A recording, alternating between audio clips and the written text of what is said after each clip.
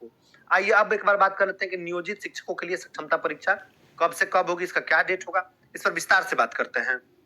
देखिए, यही है सक्षमता परीक्षा। इसकी संरचना क्या रहेगी?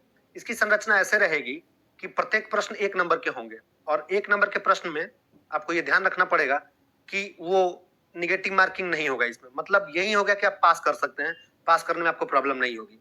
परीक्षा का विषय क्या होगा?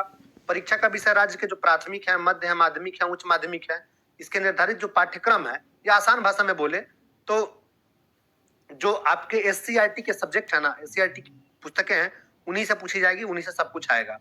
और पाठ्यक्रम क्या होगा? पाठ्यक्रम जो टीआरई 1 और टीआरई 2 के लिए निर्धारित पाठ्यक्रम था, वही टीआरई मतलब वही आपका पाठ्यक्रम होगा। यानी कि 40 और प्लस 80 का मामला आपका रहेगा नॉर्मली 6 to 8 के लिए, 9 to 10 के लिए और 11 12 के लिए।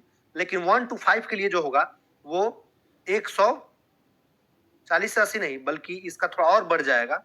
40 80 30 था ना पाठ्यक्रम टीआरई 2 में, तो हाँ ये 30 इसका जोड़ लीजिए। और 1 to 5 में 150 नंबर का रहेगा टोटल, एक पेपर होगा। इस 40 80 30 में जो टीआरई 1 टीआरई 2 का जो पाठ्यक्रम था तो ऐसा ही था, 40 80 और 30। बाकी देखना है कि उसमें क्या होता है, अभी ये कहना मुश्किल होगा। लेकिन हाँ, टीआरई 1 और टीआरई 2 में तो यही था, पैटर्न यही था। टीआरई 1 में जो पैटर्न था वो थोड़ा अलग था, टीआरई 2 में जो पैटर्न था वो थोड़ा अलग था।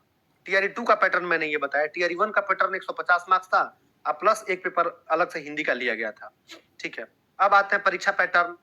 प्रश्न पत्र पैटर्न क्या होगा? 150 प्रश्न होंगे, यानी कि 150 प्रश्न एक एक सब्जेक्ट एक एक नंबर के होंगे, तो यानी 150 अंक के होंगे। और 150 अंक में किसको कितना लाना है ये यहीं पे समझ लीजिए। जनरल कैटेगरी के जो लोग होंगे, उस समय ईडब्ल्यूएस नहीं हुआ करता था, तो इसलिए ईडब्ल्यूएस वाले तमाम लोग जनरल में ही आएंगे इस बार, उनके लिए अलग से कोई नहीं है, ध्यान रखिएगा। तो जनरल कैटेगरी के जो लोग हैं उनको 40% लाना है, यानी कि 60 नंबर उनको लाना है। पिछड़ा वर्ग के लोग जो हैं उनको 36.5% लाना है, यानी कि 54.75 नंबर लाना है। पिछड़ा वर्ग के जो है ईबीसी जिनको बोलते हैं उनको 51 नंबर लाने हैं। और उसके बाद में एससी एसटी दिव्यांग महिला सबको, सभी लोगों को 32% लाना है, यानी 48 अंक लाने हैं आपको। अगर आप इतने अंक लाते हैं तो आप पास कर जाएंगे, अगर इतने अंक नहीं लाते हैं तो आप गए, तो आप फेल हो जाएंगे। अच्छा, ध्यान रखना यह है कि ये जो एग्जाम होने वाला है ये सीबीटी है, कंप्यूटर बेस्ड टेस्ट होगा। इसमें इसकी विज्ञापन मतलब किस दिन से फॉर्म भरे जाएंगे, विज्ञापन किस दिन आ जाएगा? विज्ञापन 26 जनवरी को आ जाएगा। और आवेदन भरने की जो तिथि है वो 1 फरवरी से लेकर के 15 फरवरी तक निर्धारित की गई है। और एडमिट कार्ड 5 फरवरी से आप डाउनलोड करने लग जाएंगे। 5 फरवरी से लेकर के 16 फरवरी तक आप एडमिट कार्ड डाउनलोड कर लेंगे। और डाउनलोड किए गए एडमिट कार्ड को जिला कार्यक्रम पदाधिकारी यानी डीपीओ के द्वारा वेतन भुगतान पंजी से सत्यापित कर भौतिक हस्ताक्षर के उपरांत अपलोड करना होगा। वो कब करना है? वो 6 फरवरी 2024 से 16 फरवरी 2024 तक करना है। और परीक्षा की जो तिथि है वो 26 फरवरी से लेकर के 13 मार्च तक के बीच में निर्धारित किया गया है। इसमें कुछ जरूरी बातें और भी हैं, उनको भी समझते चलिए यहीं से, कि एक व्यक्ति को परीक्षा फॉर्म भरने के लिए कितना पैसा देना है? उसको 1100 रुपया देना है, चाहे वो किसी भी कैटेगरी का हो, दिव्यांग हो, महिला हो, जनरल हो, ओबीसी हो, एसटी हो, कोई फर्क नहीं पड़ता है। 1100 रुपया प्रत्येक पर्सन को देना ही देना है।